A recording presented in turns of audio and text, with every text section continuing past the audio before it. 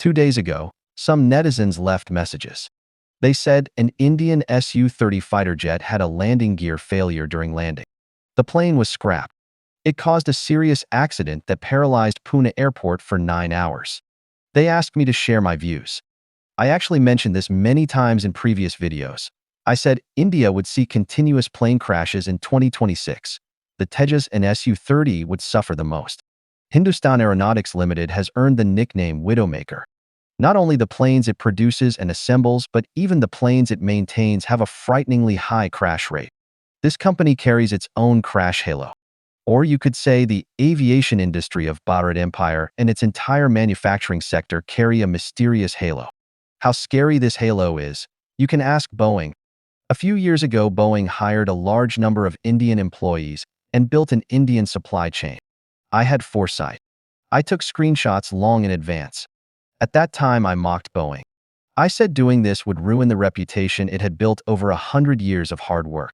But many Indians left abusive messages and reported my channel to YouTube. I felt very puzzled about this. I suggested that Boeing should carefully review some engineers from India. Their degrees might have been bought. This is a fairly common phenomenon in immigrant countries. I suggested that Boeing should carefully audit Indian suppliers. They like to falsify things and forge evaluation reports. These issues were later proven true. Chinese people know very well that Indian clients are unreliable. Examples of fraud are too many to count. I suggested that Boeing, as a company related to global flight safety, should carefully review its employees and supply chain. Is this not taking responsibility for the lives of passengers around the world? If Indian engineers really have excellent quality and Indian suppliers really have top quality, then the review results will surely be good. Is this not the best promotion for Indian talent and Indian manufacturing? But what happened afterward, I believe everyone knows. In the past 2 years, Boeing had many serious air crashes. The Boeing 737 became a model that made people terrified at the mere mention of its name. India itself also had many serious air crashes. I made videos criticizing Indians for liking to boast and for not being rigorous in their work. I did this for the good of India. I hoped India would review its internal quality control system. I hoped it would improve flight safety and protect the lives and property of pilots and passengers. You can use facts to slap my face. You can prove that India is a country with safe flight. So why abuse me and report me to YouTube? I really do not understand your way of thinking. Do the Indians who reported me never have family members who take planes? So, you simply do not care? About Hindustan Aeronautics Limited, I mentioned its Dhruv helicopter many times. It exported 7 units to Ecuador. 4% of them crashed. The rest were grounded, with such a high crash rate. Indians actually refused to accept returns. Boeing dared to set up a supply chain in a country with such ruined commercial reputation. What is that, if not having a broken brain? Boeing walked into today's difficult situation.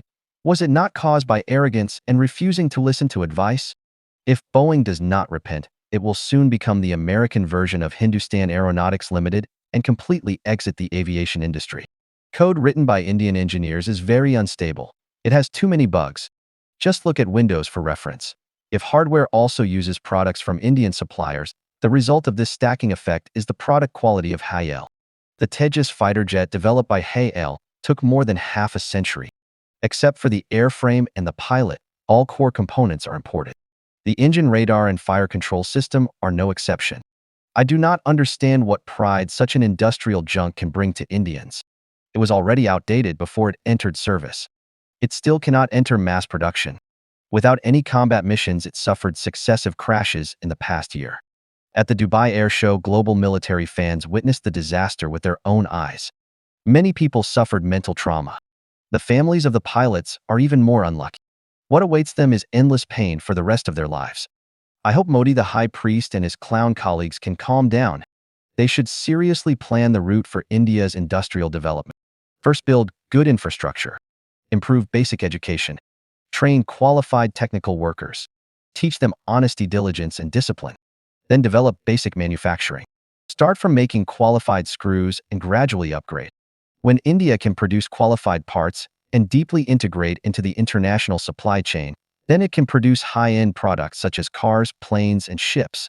In a situation with no industrial foundation at all and no qualified workers or engineers, if India produces these industrial junk products just for vanity, what meaning does it have? Besides constantly bringing tragedies or being mocked by other countries around the world. China, Vietnam, and other countries have all equipped the Su-30 in large numbers. Why have these countries not seen such frequent and serious crash accidents as India? Why has Russia itself not seen these accidents with its own Su-30? I think Indians should calmly think about this.